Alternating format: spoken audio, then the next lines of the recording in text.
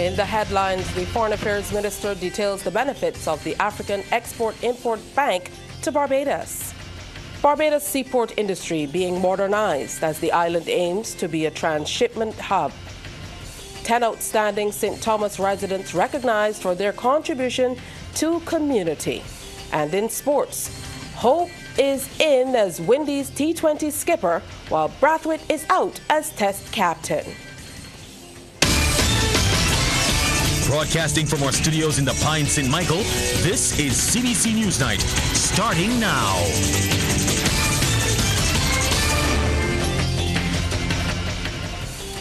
Good evening to you and welcome. I'm Tisha Hines with the details to the news.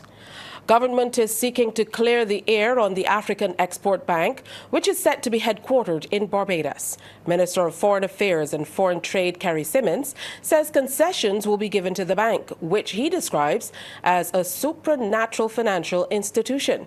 He notes that the principal shareholders of the bank are the 53 African governments of the African continent, in addition to 12 CARICOM member states of the bank. Minister Symonds says provisions given to the bank are similar to those of the Caribbean Development Bank, the Caribbean Examination Council headquarters, Interpol, the Caribbean Disaster for Emergency Management Agency, the Inter-American Institute for Cooperation and Agriculture, and the Regional Security System. With regard to concessions, you have to look at what you are getting. You don't just give concessions on an airy-fairy basis. For the Africa Exim Bank, it should be clear by now from all that has been said that the bank is coming here to help support trade development in this country. It is coming here to help promote investment into this country and by this country into other countries. It is also here to help support insurance for businesses which are doing work across borders, or in other words, export insurance. It is here to help promote the tourism sector. And in fact, there are some substantial loan discussions taking place in Barbados right now between players in our tourism industry and the Africa Exim Bank. Minister Symonds says it is disappointing that such conversations do not occur when American, French or British investment is tabled for the country. And he says it's time to put petty politics aside and look at the broader benefits, since attracting more headquarters actually lifts the island's international reputation, which promotes investment, commercial activity and employment for Barbadians. Minister Symonds stresses that the Africa Exim Bank in Barbados has gotten less concessions than in Cairo or any of the other 53 African states. The African community has reached out to the Caribbean and identified the Caribbean as the sixth dimension of Africa. The diaspora is now treated as the sixth dimension of Africa. So you would have Central Africa, East Africa, West Africa, North Africa, South Africa, and the diaspora. And it is really for us now to begin to engage rather than to find ourselves in this unfortunate position where we are about to welcome folks here as major investors in this region and in this country and treat them in a way in which we create the image that they are in fact less than welcome. Government, through the Seaport Industry Management, Operations and Development Bill, is aiming to regulate and modernize Barbados Seaport industry. Minister of Tourism and International Transport Ian Gooding-Edgell, in leading off debate in the lower house, thoroughly dissected the legislation. He says shipping and logistics are the lifeblood of global trade, and Barbados is working to be a transshipment hub. According to Minister Gooding-Edgell, other pieces of legislation have been introduced as the country complies with recommendations of a 2018 audit by the International Maritime Organization. What is necessary in this particular bill, that it creates the enabling environment for Barbados to become a leading transshipment hub, as well as to achieve and maintain sustainable seaport industry. Of course, seaports are a base of of industrial development. It's centered around shipping and port activities and maintain vital linkages between seaport industry and the maritime sector, particularly transport and the logistics market. And the framework in terms of the bill, which also sets up what we're trying to achieve, will have obviously satisfied key pillars of our national policy on international shipping. Minister Gooding Edgell further revealed a policy paper is being worked on as Barbados seeks to build on the linkages within the cruise sector. Bringing agriculture, manufacturing, commerce, and all others to the table to have a full discussion. We have had a number of stakeholder engagements already. That paper will shortly be submitted to the Cabinet for their consideration. But what is important for us is to ensure that we have the appropriate linkages. And by having the linkages necessary to build out the provisioning capacity in Barbados, it will allow not only Barbadian businesses to generate business from Barbados, but it will also help us in terms of creating economic opportunities and other job creation from this sector. Opposition leader Ralph Thorne, in his response to the bill, has concerns about the section which allows ships to be detained. This is found in Section 71. He says he's not there to tear the legislation apart, but rather wants it to be seen as a combined effort to finish a good and necessary job. He says it is similar to a Moreva injunction in the court. A creditor has the right to go to a court and ask the court to enjoin that ship against departure so that he may pursue his legal rights against the ship owner or indeed against the ship. So that this section reads similarly to that injunction, but it is particular. It is not precisely of the nature of the injunction. But I want to bring, through you, sir, Clause 71.1, I want to bring the minister's attention to the second line, which says, an authorized employee. 10 outstanding residents of St. Thomas have been recognized for their contributions to community development. President of Barbados, Her Excellency, the Most Honourable Dame Sandra Mason, bestowed the honour of the Pride of Barbados Award upon the residents as part of government's We Gathering 2025 national celebrations. Among them are Margarita Marshall, Dr. Adrian Lord, Don Lee Carrington, Pedro Graves, Chesterfield Mears, Maxine Skeet, Denise Armstrong, Reverend Steve Foster, Dr. Monique Herbert and Patricia Ramsey. Acting Prime Minister and Minister of Transport and Works Cynthia Bradshaw, Member of Parliament for St. Thomas Cynthia Ford, and Director of the We Gathering 2025 Secretariat, Senator John King, were present for the proceedings at State House. Dr. Lord says he feels humbled to receive the prestigious award. I've received awards regionally, internationally, but to be honored by my parish feels great to me. I'm all about giving time, talent, and treasure. I have been living in St. Thomas for the last 35 years, and I always want to give back. I've been fortunate to get free primary education, free secondary education, and tertiary education. And that costs the government a lot of money. And I always felt since 1978 I've been giving back. Meanwhile, Ms. Ramsey, a retired nurse who helped many families in her parish during the COVID-19 pandemic, is also pleased with her award. I feel honored to be receiving such an award. I've always done this work not looking for any reward. It's part of my Christian principle. It's part of my profession as a nurse for over 46 years to do diligence to my people, not only in Barbados, but internationally. Congrats to all of the awardees and job well done to St. Thomas. So with the month of April just hours away, the parish of St. Joseph is ready to take over from St. Thomas for We Gathering 2025. Its activities for the month will be centered around the theme Adventure. The first official event will be a church service at the St. Anne Anglican Church on April 6th. Chair of the St. Joseph Parish Organizing Committee, Matthew Hinkson, has extended an invitation on on CBC TV8's Morning Barbados to visit St. Joseph for April. Other events include Bathsheba by Night, a family fun day and Oldie Goldies night market, and a Soccer-Rama tournament. We have a little pre-launch to that Naniki Festival on the 5th of April, just to launch our pollination drive, which we will get to a little later.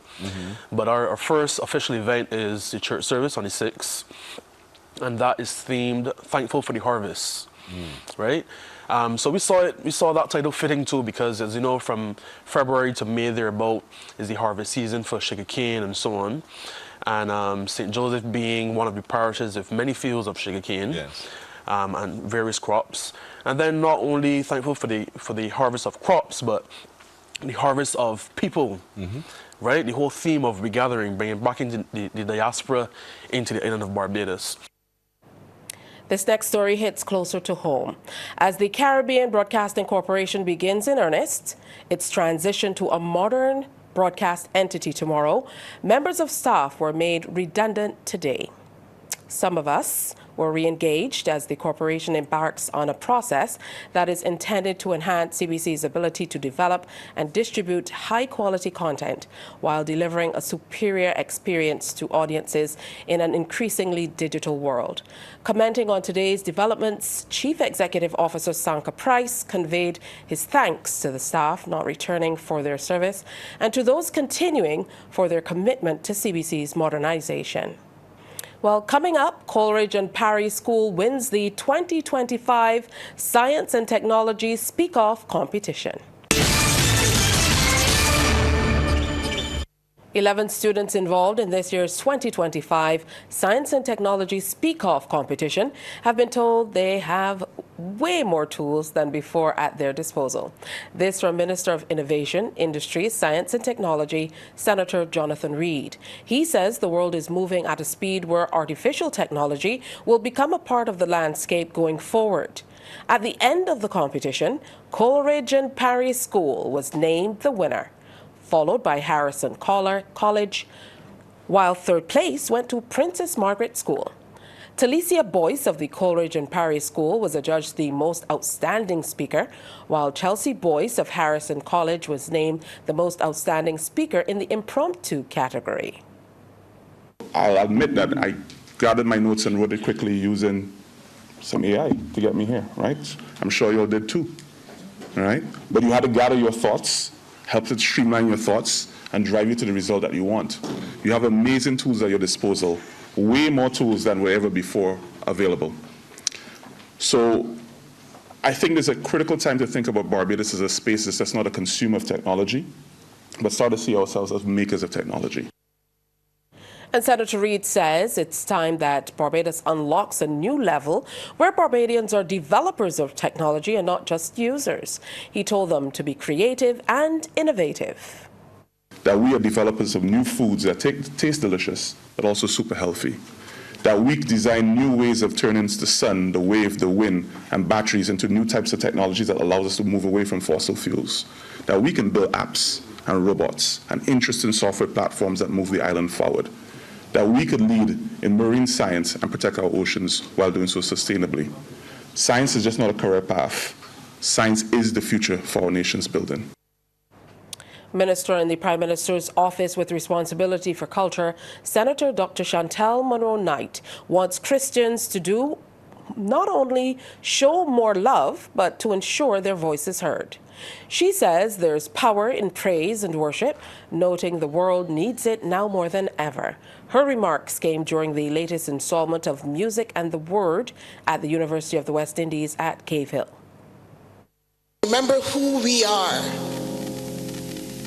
To remember the power that we have just from opening our mouths, just from our shout, our prayers and our praise. And that when the world may be downcast, that we are called to be different. That when the world is searching for answers, that we are called to provide those answers. We are called to exhibit joy, even in the midst of, even even in the midst of, we are to demonstrate to the world that there is a joy that comes from knowing God. Sports Night is brought to you by Power In. Pause is power. And by Dasani. Live first, Dasani after. Anne-Marie Burke joins us now for a look at sports. Welcome, Anne-Marie. Dr. Kishore Shallow has officially been returned as president of the Cricket West Indies, with Azim Basaraf continuing as vice president. This follows the annual general meeting held over the weekend at the St. James Club in Antigua and Barbuda. Both were unopposed and will begin a new 3-year term effective immediately. In a unanimous vote, all territories supported Dr. Shallow, securing 12 votes, while Basaraf received the backing of 4 territories, amassing 8 votes. This marks the first 3-year term under Cricket West Indies' recently implemented governance reform, which introduces term limits to enhance accountability and long-term sustainability.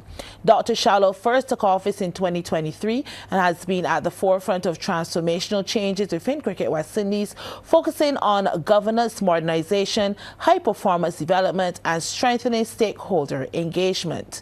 The AGM was attended by all member stakeholders representing Barbados, Leeward Islands, Jamaica, Guyana, Windward Islands, and Trinidad and Tobago. Now, Barbados-born Canadian cricketer Nicholas Curtin is in police custody. Curtin, the captain of the Canadian team, is assisting lawmen with an investigation.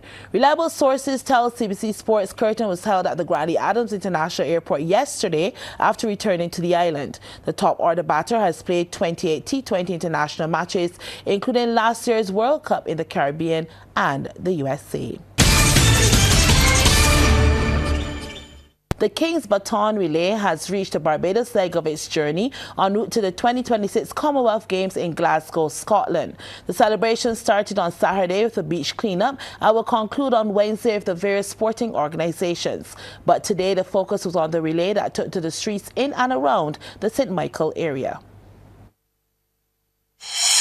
It all began at State House, where President of the Barbados Olympic Association, Sandra Osborne, and Secretary General Erskine King, along with other directors, allowed President of Barbados, Dame Sandra Mason, to get a first-hand view and feel of the King's Baton that is making its way around the 74 Commonwealth nations in the build-up to the 2026 Commonwealth Games in Glasgow, Scotland.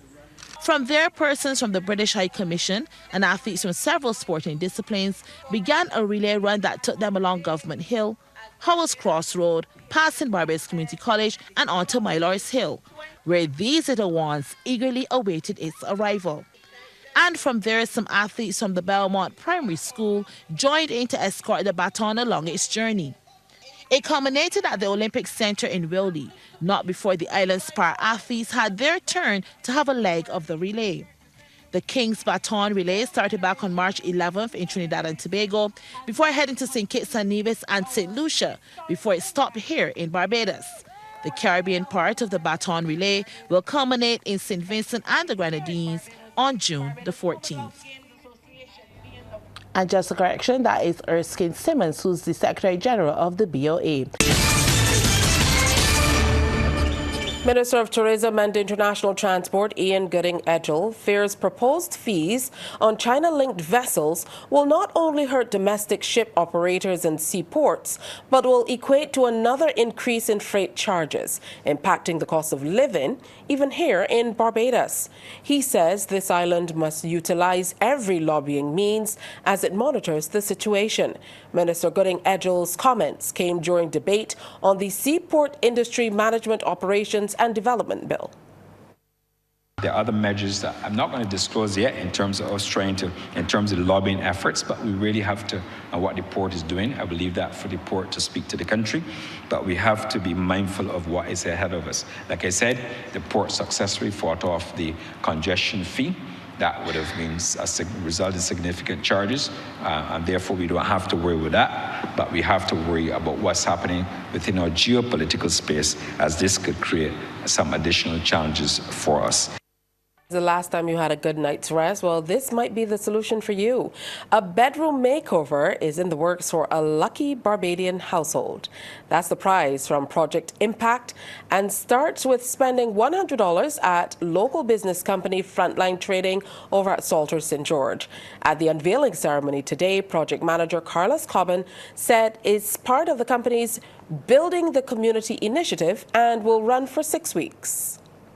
Next year, we wanted to beef it up, of course. We wanted to add, not just a bedroom, but we also wanted to do, also a living room, and we had conversations about bathrooms, etc. But for this year, we want to commence with 1 bedroom, and we want to start small and built, and we encourage, even others to come on board as well.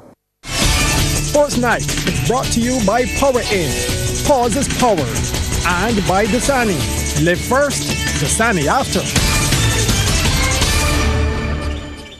Anne-Marie is back. Time for more sports. And we jump right into the basketball courts as City United Celtics won the top of the table battle against Burger King Clapham Bulls when the Corporators General Insurance BABA Premier League continued at the BCC Gym last night. The Celtics never trailed in the 6-point victory to move to 22 points after 11 matches, one more than the Bulls. In the other matchup, Station Hill Cavaliers are now tied with the Bulls after they brushed aside Island Care Ambulance Service and Body by B Lakers, as CBC's Damien Best reports.